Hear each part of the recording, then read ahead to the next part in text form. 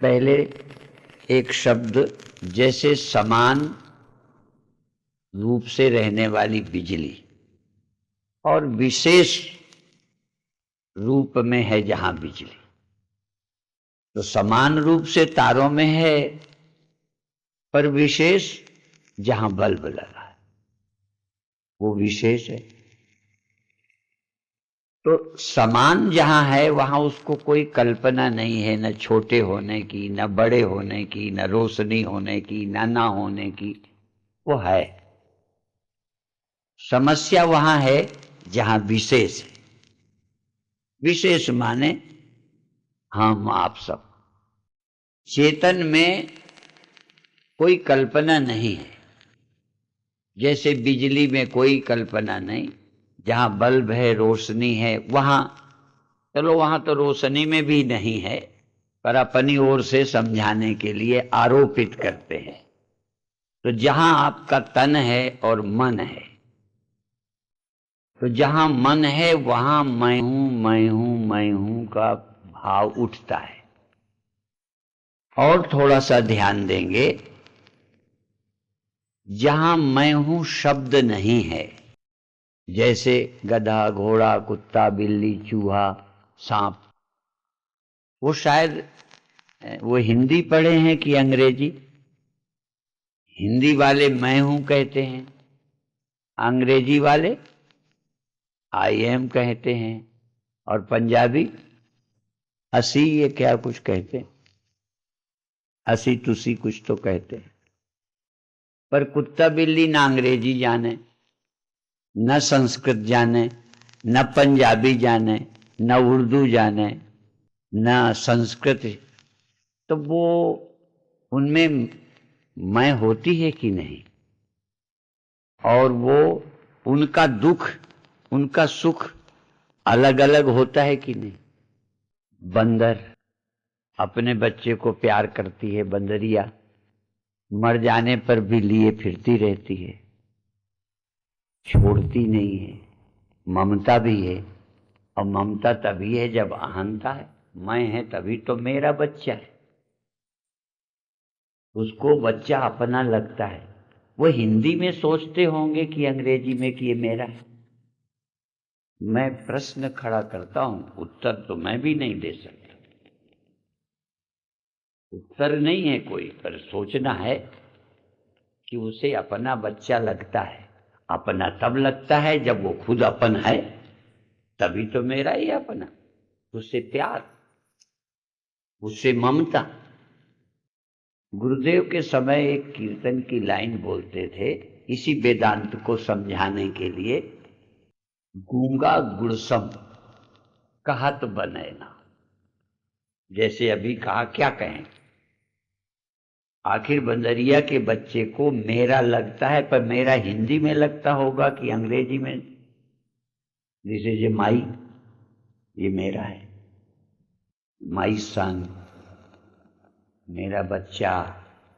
वो किस भाषा में सोचती होगी बंदरिया, पर भाषा नहीं होने पर भी उसे उससे ममता तो है, उसका दुख भी है, प्यार भी है, लिए फिरती है। एक प्रश्न करके ही छोड़ूंगा, उत्तर तो मैं भी नहीं दे सकता ना। तो मैं गुरुदेव के समय की एक लाइन, गूंगा गुड़सम कहत बने। गूंगा गुड़ खाता है, अच्छा लगता है, पर उसको वाणी नहीं कि बोले हो। यद्यपि मन में गूंगे को अच्छा तो लगा होगा गुड़, भले ये जबान काम नहीं करती, पर मन से वो गुड़ खाकर खुश तो हो रहा है। दूसरे को बोलने के लिए जबान नहीं है, पर उसको एक, हम लोग वाणी कहते, चार होती हैं, वैखरी मध्यमा पश्यंती परा। एक मन की वाणी, मन भी एक वाणी है, मन में आना भी एक वाणी है। जैसे मन से गाली दे दी, मन से ईर्षा हो गई, मन से दुखी हो गए, जबान से नहीं बोला मैं दुखी हूं। तो जब नहीं बोलते हो किसी से मैं दुखी हूं, तब तुम्हारा मैं दुखी नहीं होता। घर वालों को नहीं बता रहे, पर मैं दुखी हूं की अनुभूति होती, और फिर भी वो विचार भी आपका मैं की भाषा में उठेगा। मैं दुखी हूं, जबान से नहीं बोला, पर यदि विचार को कोई पढ़ सके तो क्या उसको ये लगा होगा तू दुखी है, मैं दुखी हूं। अर्थात हर एक व्यक्ति अपना अलग अस्तित्व समझता है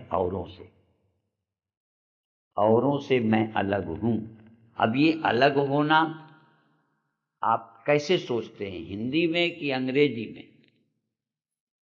आई एम सेपरेट, मैं सेपरेट हूं, मैं तुमसे अलग हूं, तुम मुझसे अलग हो।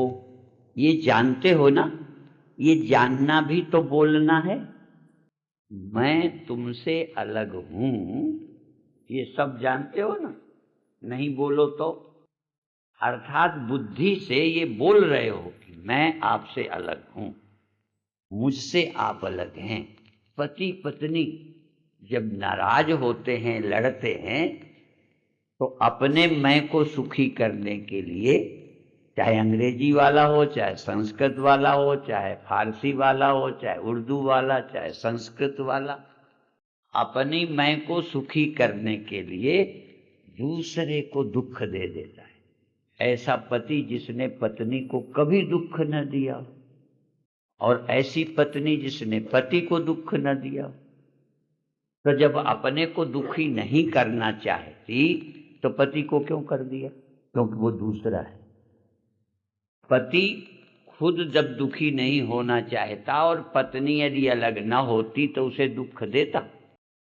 अच्छा, एक और हम लोग उदाहरण देते हैं। कभी कभी खाते में अपनी ही जबान, जिसके दांत आड़े टेढ़े हों और ज्यादा समस्या रहती। कभी कभी जल्दबाजी में ये बात करते में कोई मन बटा दे तो अपनी जबान अपने दांत में आ जाती है। दांत मेरा और जबान मेरी, अब किसको डांटे? ऐसे आ करके कष्ट तो हो गया। वो पत्नी ने दिया कि पति ने, बेटे ने कि बाप ने? वो कष्ट किसने दिया? देने वाला कौन और भोगने वाला कौन? इसमें तो कोई, तब भी थोड़ा बहुत यदि देते समय उसने बात कर ली मेरे से और तब दांत में आया, तब भी जिम्मेदार वो हो गया। अपनी गलती मानने को मन तैयार नहीं है। विकम्भरा कभी कभी ऋषभ की चर्चा करती है। ग्लास रखा है, उसका पैर लग गया तो ये नहीं सोचता कि मैं देख के नहीं चला, वो कहता है रास्ते में ही ग्लास रख देती हैं। सारी जिम्मेदारी, यद्यपि ग्लास रास्ते पे नहीं रखना चाहिए, पर हमें बिना देखे चलना चाहिए। आपकी तो जरा भी गलती नहीं होती, सारा दुख देने वाले की है, अपनी बिल्कुल नहीं। अब दांत के मामले में भी यदि गुंजाइश हो, कोई बातचीत कर ले तो लगेगा ये ना बात करता, न मेरी जबान दांत में आती। मैं देखता रहता हूं कितनी जल्दी लोग सफाई करते हैं कि मैं जिम्मेदार नहीं। तो ये जो मैं है ये दुख देती है। जहां मैं नहीं रहती, सो जाए या विशेष चेतन समाधि में चला जाए, ये विशेष ना हो, समान जहां है, समान चेतन, ये विशेष में ही मित्रता, विशेष का या तो मित्र, विशेष का या तो शत्रु, या थोड़ी बहुत देर ना विशेष शत्रु ना विशेष मित्र, रोशनी। अर्थात हम तुम जहां जहां मैं हैं, चाहे जबान है तहां भी मैं है, जहां जबान नहीं है ये वाली, वहां भी महसूस करने वाली मैं है। किसान जब गाय भैंस दूध नहीं देती तो उसको मारते हैं, दांत निकालती है भैंस, जीभ निकालती है, कभी कभी डर से पेशाब करने लगती है, और किसान दूहने के लिए, दूध निकालने के लिए कष्ट देता है। और मैं बताऊं, एक कष्ट और एक दुख, ये दो का भेद समझना बहुत जरूरी है। दुख तो समझ से चला भी जाए, शरीर रहते कष्ट समझ से भी नहीं जाता। इसीलिए देहाध्यास सबको पकड़े हुए है। क्योंकि ज्ञानवान को भी दर्द होता है, धूप लगती है, जबान में ज्यादा कड़वा होता है, तो पसंद नहीं आता। इसलिए कहा देह धरे का कष्ट। ये देह है, धर लिया तो कष्ट है। सब काहू को होए। बड़ी हिम्मत है जिसने ये लिखा होगा, नहीं तो आम लोग प्रवचन में ऐसा लगता है जैसे इनको कष्ट होता ही नहीं, क्योंकि मंच में तो कोई हमें गोली चल नहीं रही। मंच में बोलते समय आनंद में हैं, बोले चले गए। लेकिन देह धरे का कष्ट यह सब काहू को होए। ज्ञानी भोगे ज्ञान से, अज्ञानी भोगे रोए। शरीर का कष्ट। अब दूसरा है दिमाग का। जैसे जयदेव जी बोल रहे थे और कई बोलते हैं, हम भी बोलते हैं, जिसमें शरीर को कोई चोट नहीं लगी, कान से आवाज गई, अपमानजनक कोई बात कह दी, अब आप अंदर से बहुत दुखी हैं। अब कोई लाठी नहीं मारी, यदि टेप ना करे तो सिद्ध नहीं कर सकते कि आपने गाली दी है। कोई कान में उसका कुछ है नहीं, आपको कष्ट दुख पहुंचा। अब वो दुख सिर्फ दिमाग में है। तो मैं जोर देता हूं कि कोई ज्ञानी दिमागी दुखों से मुक्त हो जाए, मरते समय कष्ट हो, मरते समय दर्द हो, चिल्लाओ, कोई डर नहीं।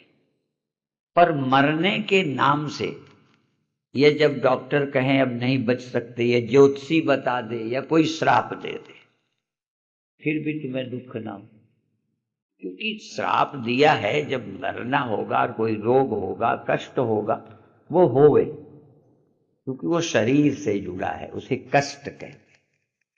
और जो दिमाग से सीधा जुड़ा है उसे दुख कहते हैं। तो मृत्यु का भय ये दिमाग में है। और भी उदाहरण देता हूं, बिच्छू का और सांप का। सांप का डर ज्यादा लगता है क्योंकि उससे मर जाने का खतरा रहता है। कष्ट बिच्छू से ज्यादा होता है। बिच्छू काटे तो कष्ट बहुत होता है, तो बिच्छू फिरती हो तो इतना डर नहीं लगता, पैर हटा देंगे। सांप हो तो सारा घर में भड़बड़ मच जाता, वो मृत्यु है। और मृत्यु अज्ञानी की होती है, ज्ञानी की नहीं होती। ये बात गहरी है। ज्ञानी की मृत्यु नहीं होती। ज्ञानी को पता है कि मैं पैदा ही नहीं हुआ, ये बल्ब के जलने से बिजली पैदा नहीं हुई, और बल्ब बुझ जाए तो बिजली मर नहीं गई। जलना बुझना ये बल्ब की एक प्रक्रिया है। इसलिए जगना, सोना, जीना और मरना ये शरीर, प्राण, मन की एक प्रक्रिया है। ये आत्मा का न जन्म है, न आत्मा की मौत। और आप आत्मा हैं तो मृत्यु गई। आत्मा है, सुन लिया है, बोलते हो तो नहीं। यदि आपको पता है कि ये मन के कारण भय या दुख ये सब आ रहे हैं, चैतन्य मन के अधीन नहीं है, चिदाभास मन के अधीन है, इसलिए चिदाभास को ही भय आया। ये विशेष चेतन में देहाभिमान आया, विशेष चेतन में ही अज्ञान से भय आया, चेतन में भय आया ही नहीं। अस्नामिरम शुद्धम पाप विद्धम। ये आत्मा स्नायु रहित है, उसमें नस नाड़ियां है ही नहीं। अस्नाविरम शुद्धम अपाप विद्धम, पाप विद्ध नहीं होती आत्मा। ये चैतन्य नित्य शुद्ध मुक्त है, नित्य शुद्ध मुक्त। मुक्ति प्रशंसा मंदा नाम। ये जब तक जीव भाव है तब तक मुक्ति की बात है। क्योंकि यह जीव, यह चिदाभास देहाभिमानी है तो मौत है, और शरीर में है तब तक देहाभिमानी ना भी होवे, ब्रह्मज्ञानी ही होवे। इसीलिए पहले जो ब्रह्मज्ञानी होते थे उनकी परीक्षा लोग करते थे। संत तबरेज, मंसूर सूली पे चढ़ाए गए। जो अपने को ब्रह्म कहता था उनको यातनाएं दी जाती थी कि तुम देह नहीं हो, वो यही, पर हम होते तो कह देते। देह के कारण कष्ट होता है, और कष्ट मन बुद्धि के रहते होता है, और अभी देह है, मन बुद्धि है। तुलना में मान अपमान, हानि लाभ, श्राप वरदान, और बड़ा हो जाऊं, छोटा हूं, ये कॉम्प्लेक्स है ग्रंथि, ये नहीं रहती ज्ञानी में। विद्यते हृदय ग्रंथि छिद्यन्ते सर्व संशया, क्षीयन्ते चास्य कर्माणि तस्मिन् दृष्टे परावरे। उस परब्रह्म परमात्मा का अपरोक्ष हो गया तो ये ग्रंथियां गई कि मैं छोटा हूं, बड़ा हो जाऊं, इस होने में लगा है। ये अज्ञान के लक्षण। तो दर्द में पैर फैलाना, समेटना, ये अज्ञान का लक्षण नहीं है। ये शरीर और चैतन्य भाव, देह, अंतःकरण जब तक रहेंगे, यदि ये रहते, ये बिल्कुल कष्ट न होता तो विदेह मुक्ति की आवश्यकता ही ना पड़। विदेह मुक्ति अर्थात निर्वाण। और वैष्णव में और सन्यासियों में यही एक फर्क है। वैष्णव निर्वाण की जरूरत नहीं मानते, वो कहते हैं चाहे जहां जन्म ले में स्मरण बना रहे। वेदांती कहते हैं स्मरण भी रखोगे तब भी शरीर धरे में कोई न कोई समस्या रहेगी, इसलिए जन्म न होना आवश्यक है। जन्म मरण से निवृत्ति कैवल्य अर्थात वेदांती मानते हैं। वैष्णव कहते हैं यही ज्योनि जन्म हूं, कर्म बस तहाँ राम पद अनुराग हूं, मैं भक्ति करता रहूं, जन्म हो हमें कोई बात नहीं। इसीलिए वो कागभुसुंड की कथा लंबी करके वो सब जगह घूम रहा है, शरीर से दुख नहीं। वो दिखाते हैं कि दुख नहीं होगा, वो दिखा भले दें, पर शरीरधारी चाहे कहीं जावे कुछ न कुछ कष्ट होएगा। नहीं, कागभुसुंड कोई मिल जाए तो हम उसको ठंडे इलाके में ले जाएंगे या गर्म में ले जाएंगे। वो शरीर है ना, शरीर को गर्मी सर्दी लगेगी, मन को मालूम पड़ेगी अभी मन है, तन है। इसलिए ज्ञान होने पर तन रहते सर्व कष्टों की निवृत्ति नहीं हो सकती। जो ये मानते हैं वो हमेशा अपने को अज्ञानी मानेंगे कि अभी ज्ञान नहीं है, अभी निष्ठा नहीं है, अभी देहाध्यास नहीं गया। चला भी गया है तो करोगे क्या? तुम्हारा देहाध्यास गया है, शरीर को कोई आके काटने लगे, तुम्हें दर्द नहीं होएगा। मंच से बोल दोगे तो कोई बात नहीं, बोल दो। जिसको कहे नहीं होता हम आजमाएंगे। पहले ज्ञानी को आजमाते थे, अब भी हम मंच वालों को आजमा लेंगे। इसलिए सीधा कहो कि शरीर बाहर की घटनाओं से प्रभावित होता है, और शरीर प्रभावित होता है तो मन प्रभावित होता है, मन प्रभावित होता है तो उसमें अभिव्यक्त विशेष चेतन उसी तरह हो जाता है। वो होगा दर्द का, धूप का, ठंडी का, गर्मी का, प्यास का। इसीलिए मैं तो कई कैसेटों में बोल चुका हूं कि जो लोग ये मानते हैं जब अस्पताल गए थोड़ा दर्द हुआ तब कहा देहाध्यास उसका नहीं गया, तो हमने कहा पहले क्यों नहीं? जब प्रवचन करते थे और जब वो उन्होंने ऐसे पैर किया था तो तुम्हारे मन में क्यों प्रश्न नहीं आया कि दर्द हुआ तभी तो पैर बदला? एक आसन में क्यों नहीं बैठे रहते? आप पूरे प्रवचन में आसन बदलते हो कि जरा भी नहीं बदलते? तो तुम तो कह दोगे हम ज्ञानी नहीं हैं। तो भाई ज्ञानी जो मंच वाले हैं वो काहे बदलते? या लेटे हैं तो पैर समेटते क्यों हैं? समेटे हैं तो फैलाते क्यों हैं?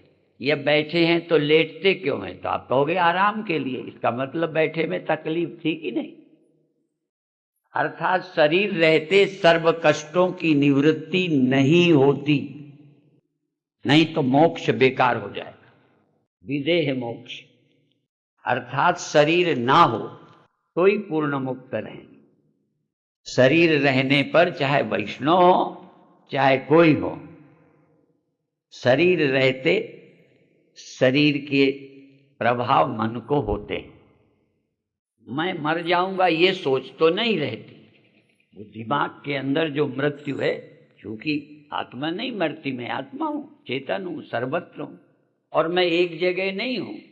एक जगह सिर्फ चिदाभास है अंतःकरण में। जैसे एक जगह सिर्फ रोशनी है, बिजली बीच में भी है, रोशनी केवल वही है। तो चैतन्यता विशेष अंतःकरण में, अंतःकरण से देह इंद्रियों में, और देह इंद्रियों के कारण दर्द कष्ट आदि। यदि इतना हाथ शून्य कर दिया जाए, अब इसको आग में रख दो, डरोगे अभी लेकिन दर्द नहीं होएगा। यदि शून्य कर दिया जाए, इसको आग में रख दो, तो आप रखने में डरेंगे, क्योंकि आपका पहले का जो अनुभव है आग से डर का, वो बैठा है, वो डर बैठा है। पर शून्य कर देने पर जल जाएगा, ये बैंगन सा भुन जाएगा। जानते हो ना बैंगन? हाँ, बहुत अच्छा साग बनता है बताऊं, तो ये जल जाएगा। दर्द क्यों नहीं हुआ? क्योंकि दर्द का हेतु है स्नायुओं से मन का संबंध, तो शून्य कर दिया। तो दर्द आदि की अनुभूति मन के माध्यम से, स्नायुओं के या इंद्रियों के माध्यम से होती। इसलिए ईशावास्य उपनिषद में एक मंत्र है कि आत्मा स्नायु वाला नहीं है, अस्नाविरम शुद्धम पाप विद्धम। चैतन्य जो आत्मा है वो स्नायुओं से रहित है। स्नायुओं का प्रभाव आत्मा में नहीं पड़ता, इसमें पड़ता है मन में। और मन में कौन है? चिदाभास। चिदाभास मन में है और मन पर प्रभाव तन का पड़ता है, इसलिए चीरा फाड़ी का प्रभाव पड़ता है। तो स्नायु भी आत्मा को दुखी नहीं करते, वो चिदाभास और मन में आते हैं। तो जब तक मन है ये हो जाते हैं। तो इसका उपाय तो अभी मत करो, आप दुखों से बचो, कष्ट से नहीं। कष्ट से बचने के लिए साधना ना करो, कष्ट से बचने के लिए ज्ञान मत प्राप्त करो। वो तो शरीर छुट्टी हो जाएगी, आप ही नहीं होएगा, ना रहेगा बांसुरी। ये बांस नहीं रहेगा, बांसुरी क्या बजेगी? तो अभी क्या, दुख से बचो। ये मेरा है, ये मेरा है। आप अपनों के लिए चिंता करते हैं ना, वो दूर हटाओ। तुम्हारा कोई नहीं है, तुम किसी के नहीं हो। तुम्हारे कर्म से जो ये बना है आश्रम, इसकी ममता छोड़ो। अपन ने ही बनाया और अपन ही फंस गए। वो कहते हैं ना, मकड़ी जाल बुनती है, देखा है ना, जाला बनाती है कीड़ों को फंसाने के लिए। पर कहते हैं कभी कभी मकड़ी खुद अपने जाल में फंस गई। ये कर्म के बंधन में आप ही फंस जाते हैं। हम ही ने शादी की, हम ही ने बच्चे, और फिर हमारा बच्चा अब रो। अब जब वो न रहेगा तो उस बच्चे के लिए कौन रोएगा? पड़ोसी, जिसका है। तो जिसके कर्म से बना वही रोए। जिसने कर्म करके कुछ बनाया, घर बनाया और कुछ बनाया, संस्था बनाई, चाहे वो अच्छा बनाए, उसकी चिंता करते हैं। साधु नहीं करते ना चिंता। जिसको तुमने बनाया चिंता करोगे ही, इसीलिए कर्म बंधन है। या एक भी कर्म अपने लिए ना हो, भगवान के हुक्म से, भगवान के लिए तुम्हारा जरा भी, जो भगवान कराएगा उसमें तुम्हारा लेना देना क्या है? यदि भगवान ने तुम्हें परोपकार के लिए भेजा है तो हो गया। काहे की आसक्ति? कोई आपका उसमें लगाव नहीं। इसलिए कर्म करने में सावधानी चाहिए कि आप अपना बना रहे हो। किसी ने हमसे पूछा कि वो आपका आश्रम बना रहे हैं, तो मैंने विनोद में और सच में गंभीरता से कहा कि उन्हीं से पूछो, मेरा बना रहे हैं कि अपना बना। यदि मेरे नाम से भी कोई अखंड परम धाम बनाए, मेरे से कोई पूछे तो मैंने कहा अखंड परम धाम बना रहे हैं, पर ये मुझे नहीं पता मेरे लिए बना रहे हैं कि अपने लिए। यदि ना बनेगा तो दुखी कौन होएगा? स्वामी परमानंद। जो अपने लिए बना रहा है वो दुखी होएगा। यदि मेरे लिए बना रहा होगा तो मैं सोचूंगा कि आए क्यों नहीं बन पाए। असल में कहीं न कहीं कर्तापन दुख देता है। खैर अब ज्यादा नहीं बोलेंगे, बहुत ज्यादा इजाजत नहीं है डॉक्टरों की। आजकल हम डॉक्टरों को गुरु मानते हैं, पहले नहीं मानते थे। तो तुमसे भी यही कहते हैं कि शरीर भी है, इसके लिए भी कोई गुरु होवे, इसकी सलाह शरीर के लिए मान लो, और मन के लिए भजन ध्यान चिंतन करो, और नित्य शुद्ध मुक्त को समझने के लिए गुरु की वाणी को समझो। बिना गुरु के बात समझ आएगी नहीं, कहीं उलझे रहोगे। तो अभी यहीं कहकर समाप्त करते हैं, और बाकी आप फ्री हो। ओम शांति शांति।